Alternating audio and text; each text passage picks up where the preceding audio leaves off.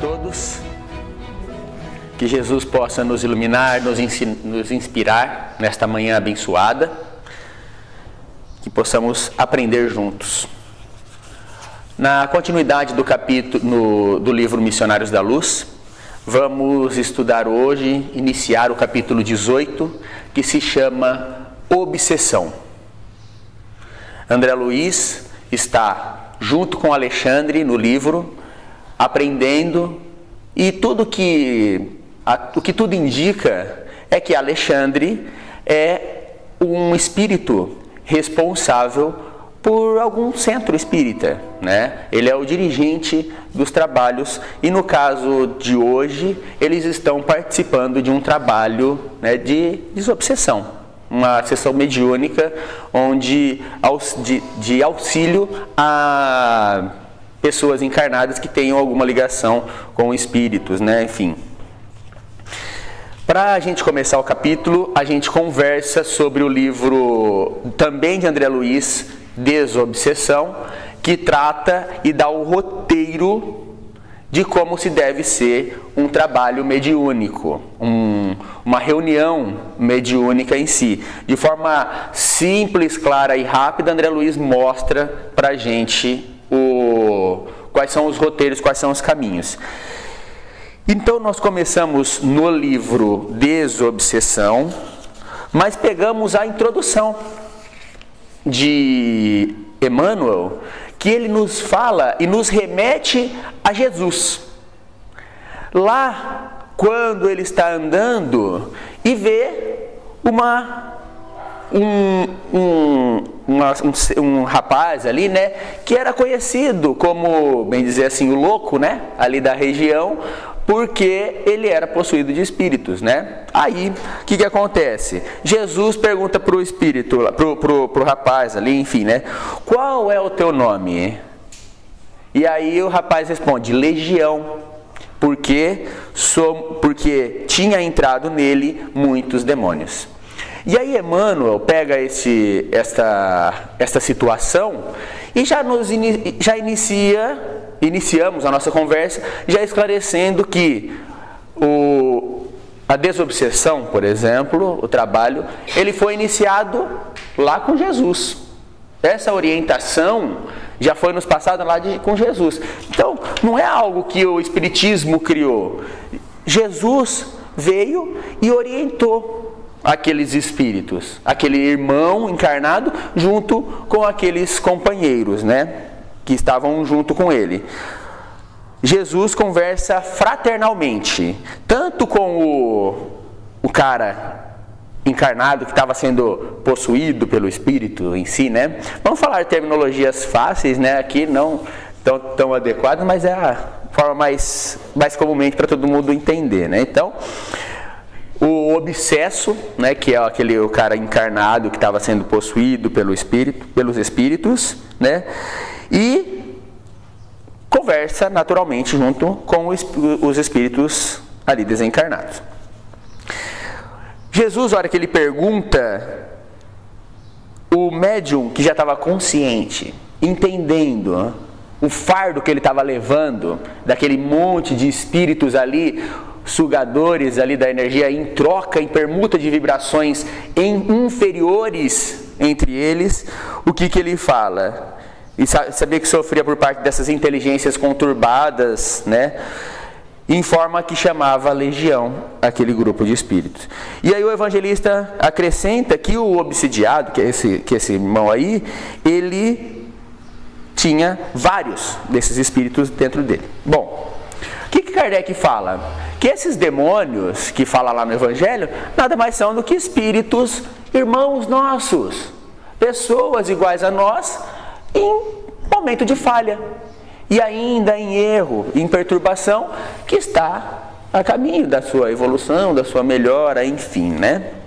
Bom, Cristo entende-se, conversa de maneira simultânea com o encarnado e os desencarnados, ensinando para todos nós nessa questão que a desobsessão para nós, quando a gente enxergar essa situação, olhar dessa forma, que a desobsessão não é uma caça aos fenômenos, e sim trabalho paciente do amor, conjugado ao conhecimento, ao raciocínio, associado à fé. Ou seja, para participar desses tipos de trabalho, ou para a gente poder organizar e orientar de forma correta, ajudar realmente quem necessita, precisa de amor, conhecimento, raciocínio e fé, para que tenha um resultado bom, né? Bom, é isso daí que a gente vai conversar agora. Daqui a pouquinho a gente volta nele. Se não der essa semana, voltamos na semana que vem com ele de novo. Mas é bem oportuna a leitura do livro Desobsessão para a gente ir junto com esse capítulo, tá? Entrando propriamente no capítulo do Missionários. Obsessão. Como nós dissemos, Alexandre era o responsável ali dos trabalhos, né? E uma noite previamente determinada, horário previamente determinado para o caso de obsessão. Ou seja, eles estavam numa reunião que era feita toda a quarta-feira, 8 horas da noite, toda a quinta-feira, 2 horas da tarde, enfim, tinha horário, né, certo e dia certo para se fazer, né? Só que olha o que André Luiz já fala. Vamos lembrar, esse livro foi escrito em 1945. Naquela época, as sessões mediúnicas eram feitas abertas para o público.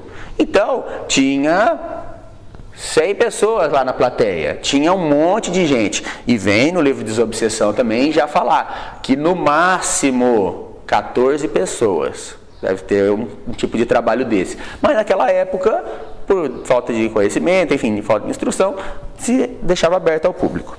Então, André Luiz já fala lá, ó, era necessário reduzir, tanto quanto possível, a heterogeneidade, né, a diferença vibratória do ambiente, o que obrigava a direção da casa, já naquela época, a limitar o número de encarnados dos serviços de benefício espiritual. Ou seja, mesmo lá, mesmo sendo aberto ao público, mesmo tendo, sei lá, 80 pessoas lá dentro, eles tinham que barrar a pessoa na porta, né? Agora, hoje em dia, a gente nem pessoas alheias não vê, vem só pessoas que preparam um estudo, tal, que já estão participando de estudos, conhecedores, enfim, né?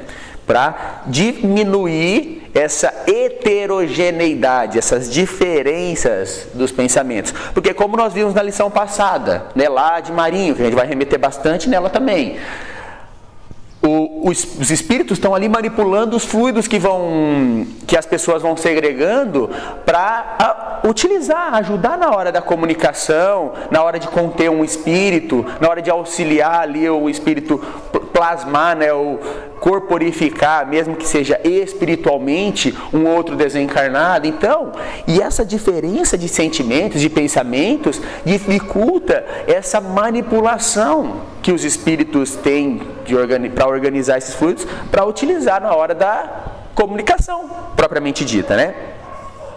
Bom, isso daí chamava tanta atenção do André Luiz que ele pediu para Alexandre, falou, posso participar disso? Posso ir junto numa reunião dessa daí, ver como que funciona? Aí ele deixou, e então ele foi, e aí o André Luiz pergunta pro Alexandre, mas todas essas pessoas encarnadas, os encarnados, esses obsidiados, eles são médiums?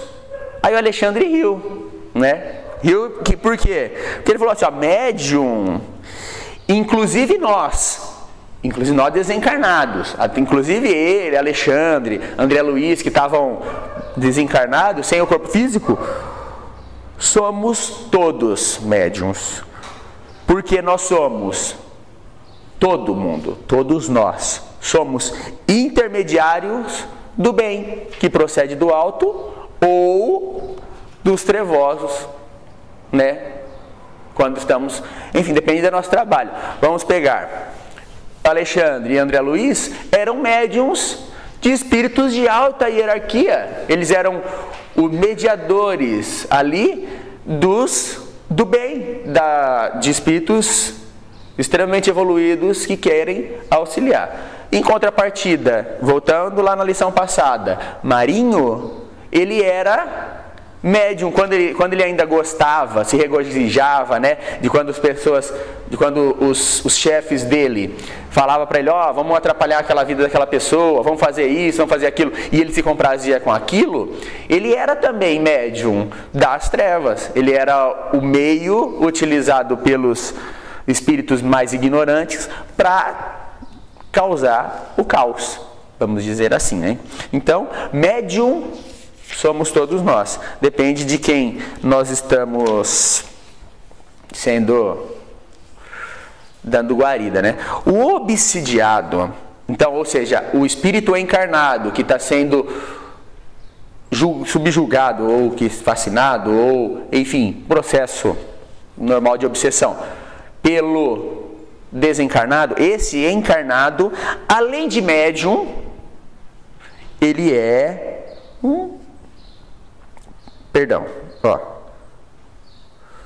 é isso mesmo. É quase sempre, então, o obsidiado quase sempre é um enfermo, é um doente. Por que quase sempre? Porque são raros.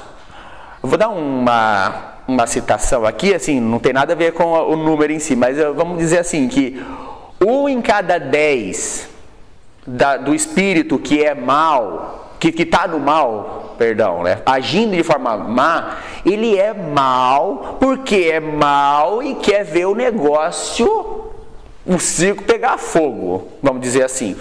Mas a grande maioria dos espíritos que estão agindo errado é, como ele diz aqui, enfermo, é um revoltado, é uma pessoa, um desconhecedor das leis, enfim, uma pessoa que está processando a inteligência, enfim, de uma forma errada. Então isso que ele já mostra para a gente. Então, a gente já entra aqui na introdução do Desobsessão novamente, quando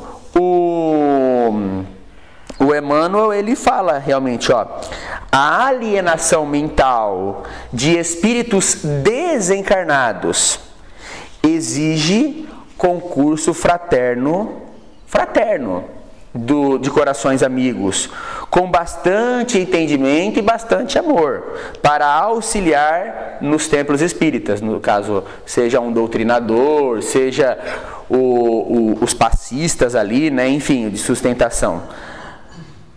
Porque esse é o trabalho que nós estamos fazendo dedicados à recuperação do cristianismo primitivo.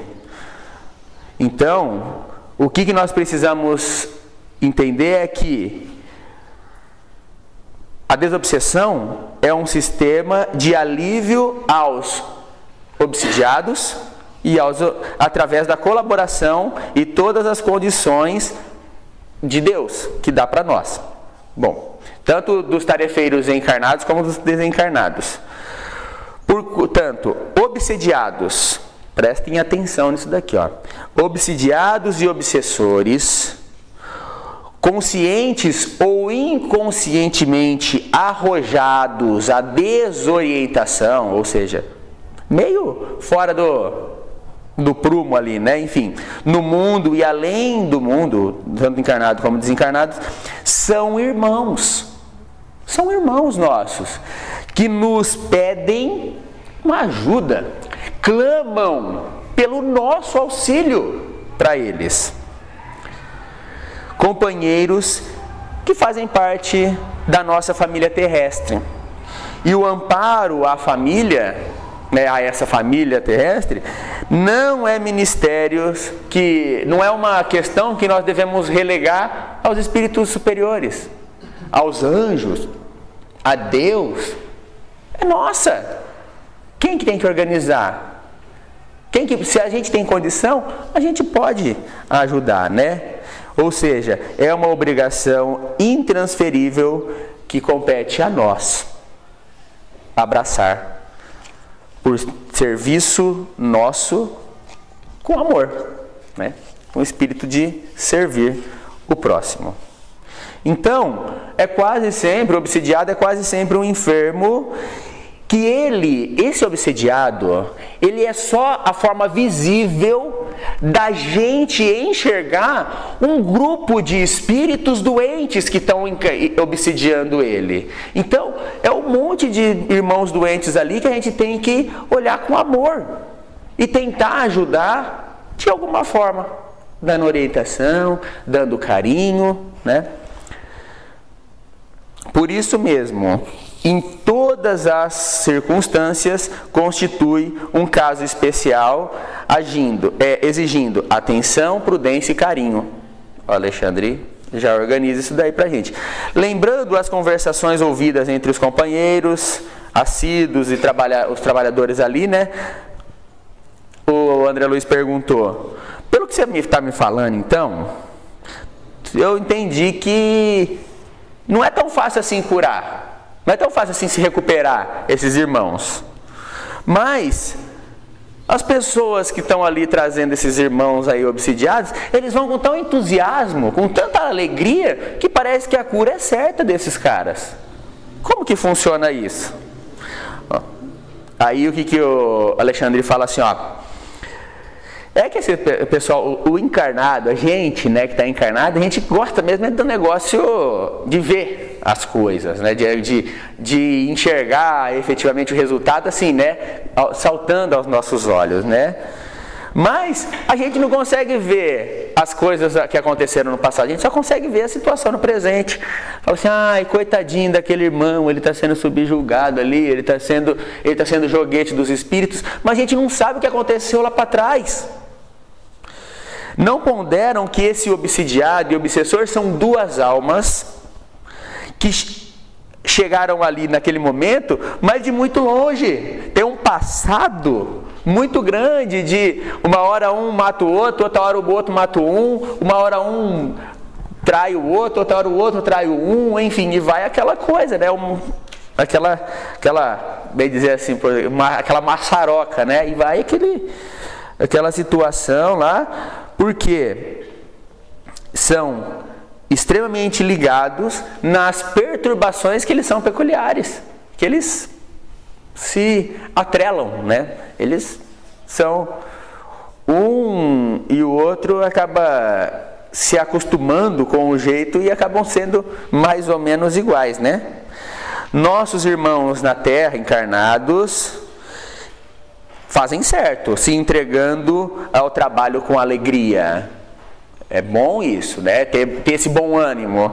Só que porque também, né? Todo esse esforço nobre resulta num bem que fica indestrutível na esfera espiritual. Ou seja, todo o trabalho que a gente faz com boa vontade, com alegria, causa um bem que a gente não consegue nem medi-lo, né? Então ele fica como que a gente... aquela expressão que o pessoal costuma usar, né? A gente assenta o tijolinho mesmo lá no plano espiritual. Quando a gente trabalha com alegria e tal, é uma edificação importante. Só que também tem que ficar menos, né? Menos nas promessas das melhoras imediatas. No campo físico, porque não podemos fazer julgamentos prematuros de cada caso. Portanto, é muito difícil identificar a verdadeira vítima com a visão circunscrita do corpo terrestre. E aí Emmanuel, ele já fala lá nos livros, lá na coleção Fonte Viva, ele fala que ninguém é extremamente culpado e não existe vítima inocente. Porque nesse muito aí, né, nós pegamos um caso interessante. Vocês lembram do caso do Silveira, lá do nosso lar? Que é aquele companheiro que os pais de André Luiz, o pai de André Luiz, no caso, despojou de casa, arrancou todos os bens porque devia o dinheiro a ele e tal. Silveira entendeu aquela situação como uma ajuda para ele, para o Silveira. Falou, não, aquilo lá, a hora que o André Luiz se encontrou com ele lá em nosso lar, Silveira pegou e falou, poxa, não, aquilo lá foi bom para mim, foi importante, me ajudou, porque fez eu me mexer, fez meus filhos começarem a trabalhar e foi importante para nós. Isso é quando a gente mexe né, faz uma bobeira, comete um erro, com alguém consciente. O problema fica com nós. Quem passou carão? Foi Silveira? Foi André Luiz, né? Que passou o carão de ver o Silveira lá e ter que pedir desculpa da situação. Só que, e se fosse um outro espírito que se revoltasse, que se odiasse, que ficasse nervoso com o pai, ou como muitos aconteceu isso daí, e começaria a perseguir, depois de desencarnado, o pai de André Luiz, enfim, o pessoal ali da casa, né? Então, essa situação aí, né, dessa troca, ela acontece, um bate no outro bate no um e tal, até que um se desperta e fala, ó, essa vida eu não quero mais pra mim. E ó, vaza. Vai seguir o rumo, e o outro fica lá no lodo, né? Porque quem tá com o ódio, quem tá ali, ele tá fomentando. Se a outra pessoa esquece, ele se liberta, né? Então, é muito difícil identificar a verdadeira vítima em qualquer situação dessas, né?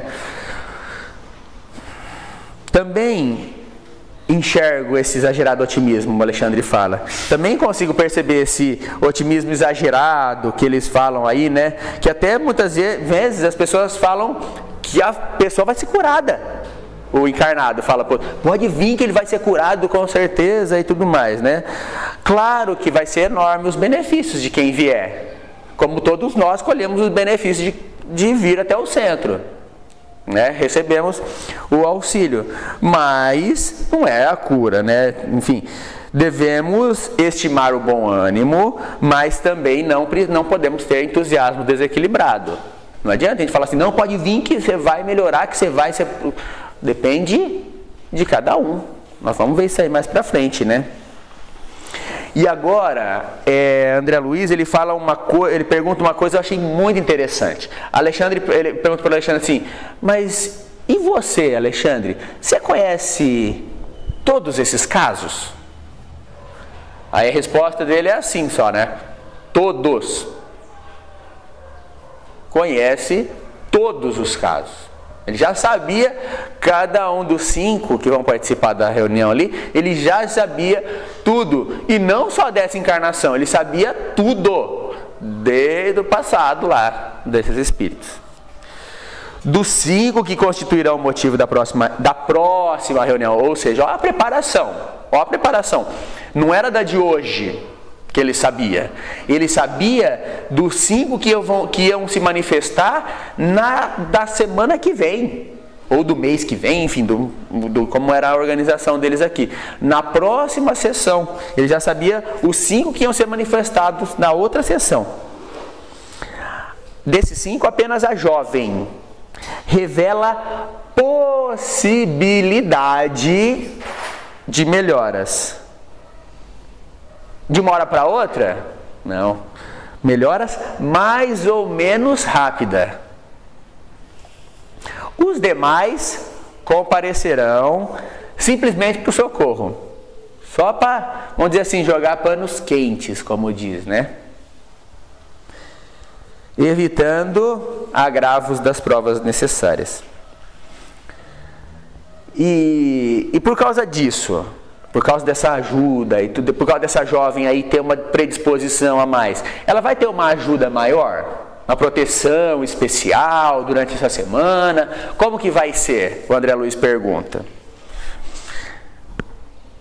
Essa é uma das partes mais interessantes da nossa lição. Não se trata de proteção, mas de esforço próprio. Porque ela está buscando, ela não vai estar não vão fazer uma camada de proteção nela para nada de acontecer nela. Ela por si só está se esforçando para se melhorar.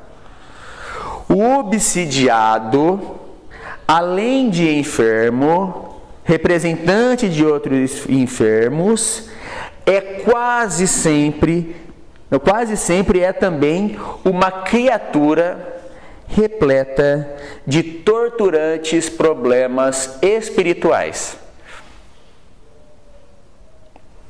André Luiz, outro dia nós estávamos conversando sobre isso, daí o rapaz falou, mas o outro, aquele menino lá, ele tem problema com droga, por que você fala? Por que ele entrou com isso daí? É problema na família? É porque ele gosta? Por quê? Ou qualquer que seja, né? O problema na família lá, ou problema de bebedeira, enfim. Nunca, 99% vai ser problemas de desarranjo espiritual. Nada porque normalmente o cara não é mal porque ele é mal, ele não entra numa roubada porque ele quer entrar naquilo lá. É um desajuste, um problema ali que acontece, que o cara não consegue, que a pessoa não consegue suportar, e a pessoa acaba entrando. Então, são pessoas que estão, quando as pessoas estão em erro, são pessoas que estão repletas de torturantes problemas espirituais. E é lógico, né? Falta vontade firme para a autoeducação, para a disciplina de si mesma.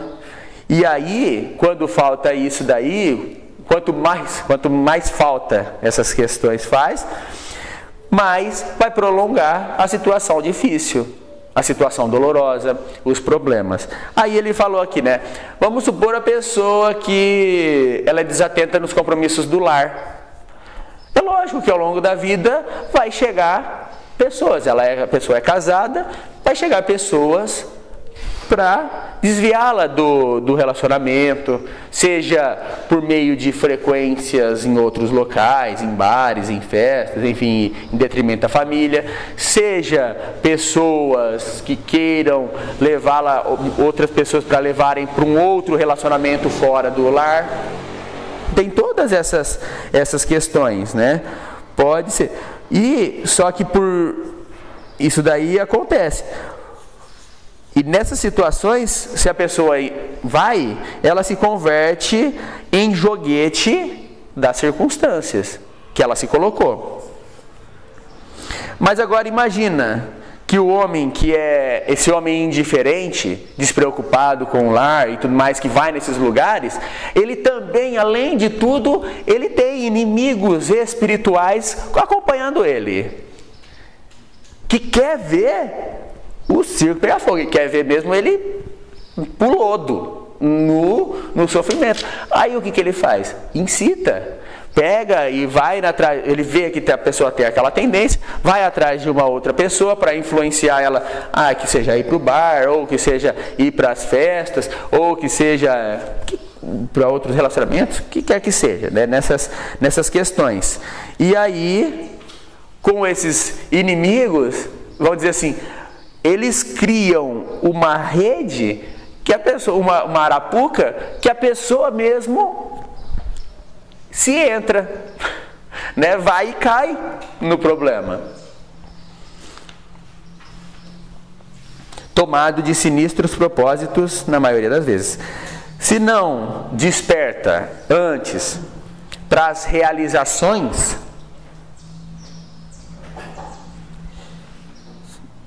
se não desperta para a realidade da situação, empunhando as armas da resistência e valendo-se de auxílios exteriores, não, eu vou para o centro porque o negócio está feio para mim aqui, eu estou pensando muita coisa, eu vou para dentro da proteção, vou ler um livro, não quero mais esse tipo de pensamento em mim, eu vou modificar ele, vou conversar com alguém que me ajuda. Se ele não faz esse auxílio exterior, né, é razoável que permaneça esmagado. Olha o que o Alexandre fala, esmagado pelos outros irmãos. Por quê? Porque ele, vamos dizer assim, por ser vítima, por gosto dele, mas por ser aceitado, né? Ir para o caminho errado, e ele mantém-se esmagado. Esta é a definição da maior porcentagem dos casos espirituais de obsessão que nós estamos falando aqui. Não é que todos eles são desse jeito. Existem também processos de resgate em que aí é mais problema, né? Depois que afastou todos esses obsessores, ainda tem os karmas, as expiações para passar. Vou pegar um exemplo aqui, viajando aqui, né? O cara estava bêbado e brigou com alguém no bar, levou uma facada no olho e ficou cego. Ah, essa expiação é culpa Não, ele pegou por conta de ter ido errado. E vai sofrer a expiação porque cometeu a falha. Ou desviou, nesse desvio dele, ele desviou o filho dele, ou um sobrinho, ou não sei quem, desviou do caminho. Ele, depois de limpo a vida dele, depois de retirar os obsessores da vida dele, ele, além de tudo, tem o agravo, porque tem expiação para pagar. Além da limpeza externa ou física, vamos dizer assim, ele tem aquela limpeza interna para expurgar tudo de dentro dele, né? Em todos esses acontecimentos dessa espécie, não se pode prescindir, né? Não tem como conceber qualquer questão dessa se o interessado não tiver com vontade de se curar. Se o obsidiado, presta atenção, gente, ó. Se o obsidiado está satisfeito na posição de desequilíbrio, há que esperar, não tem o que fazer. Não tem o que fazer. É o que voltando lá no Marinho, o Alexandre falou para a mãe dele, falou assim: mas nós já tentamos umas par de vezes para ele vir aqui e tal, e não resolve as coisas. Falou, não, eu já senti que ele quer a mudança. Eu sinto que ele, muitas vezes, ele faz as coisas, só que ele não faz com aquele gosto que ele tinha antes. Então é isso, ó. Tem que terminar a cegueira, reduzir a rebeldia, se afastar da ignorância, para aí poder compreender a verdade. Com esses obstáculos dessa natureza, embora até sejamos chamados com fervor por aqueles que amam, nada podemos fazer senão semear o bem para a colheita do futuro, que é o que eles vão fazer com os outros 4, né? São 5, não são? A menina está mais propensa para ser melhorada. Os outros 4 é só para dar uma curadinha lá, né? Só para dar uma ajudadinha. Então, vai jogar a semente para colher lá na frente, né? Sem qualquer expectativa de proveito imediato. Beleza, pessoal? Deu a nossa hora. A gente vai parar por aqui. A semana que vem continuamos aí nesse capítulo. Muita paz a todos. Tenhamos um ótimo dia.